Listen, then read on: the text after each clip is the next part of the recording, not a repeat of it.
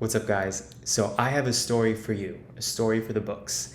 So, my parents came to visit last weekend. We went out for a meal, we went to lunch, and we take our seats, settle down, check out the menu, and our server comes over.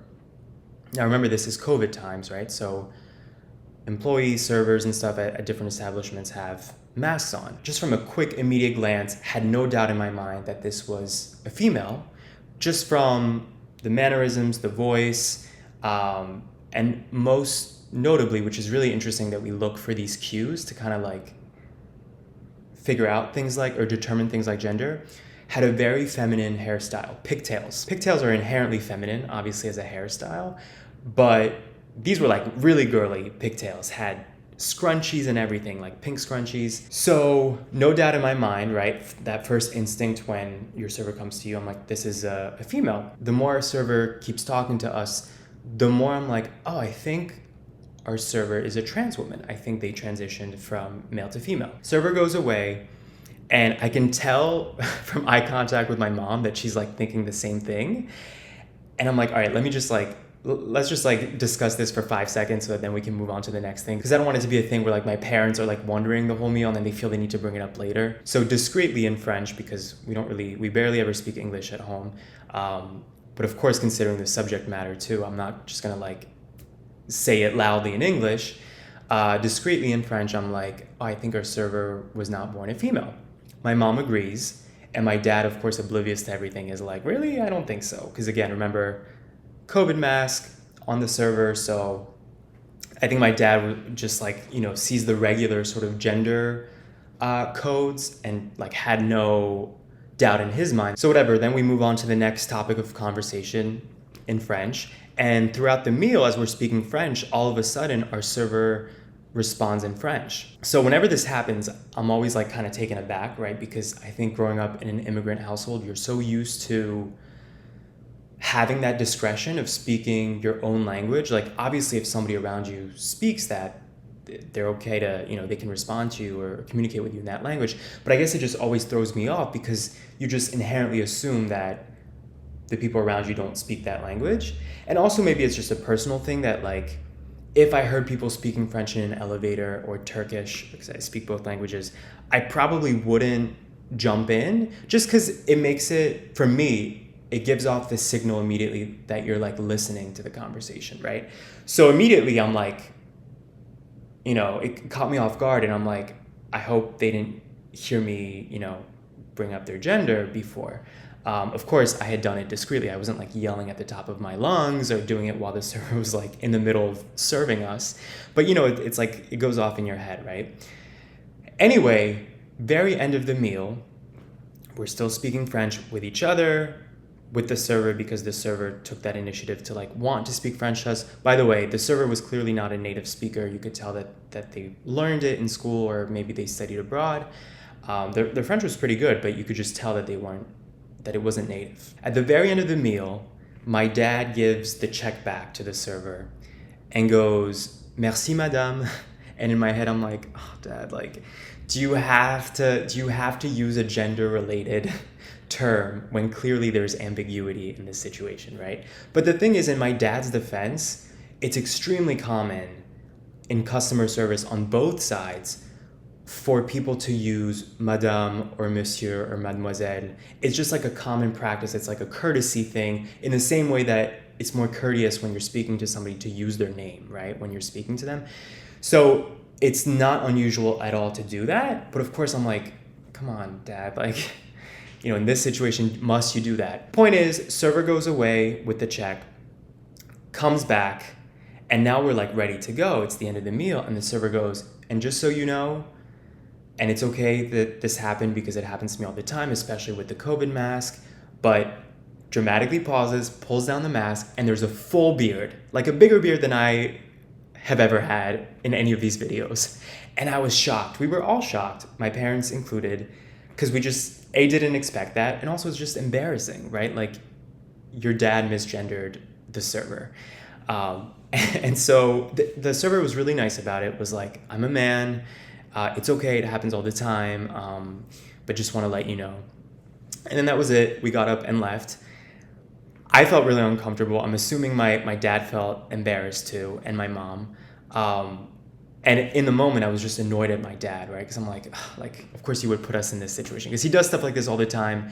It's not that he has bad intentions. My dad just has moments of like, I think like a lot of people's dads, it's just like a cultural thing, generational thing, whatever. But the more I thought about it, I was like, any person who saw our server with a mask on would have assumed they were a female because of the hair, right? The pigtails. Like, you never associate pigtails with a man. You might associate like a man bun or a ponytail might be ambiguous, or just long hair in general might be ambiguous. To point out that no, like, I am a man, this is my gender, right? That would indicate that the server really cared about this, right? In which case I was then thinking, well, that's really confusing, particularly to somebody of my dad's age and, again, culture and generation, to throw people off when you have a COVID mask with signs like the pigtails that we associate with femininity, right? It's one thing to have a man bun or a ponytail or just long hair in general, but like pigtails as a cultural code are always inherently associated not just with femininity, but like a girliness, right? And the server was really nice about it. Was not hostile, was not aggressive, was not pissed. But either way, I felt uncomfortable. I felt embarrassed on behalf of my dad. I'm pretty sure my dad felt embarrassed. And for the server to point it out, I'm assuming it had an effect enough that he wanted to make sure that was corrected. Which is interesting, by the way, because I feel like if I was ever misgendered, which I don't think has ever happened, but if it ever happened, I wouldn't even want to correct somebody just because, like, I just don't want to deal with any awkwardness. And I also just wouldn't care enough, right?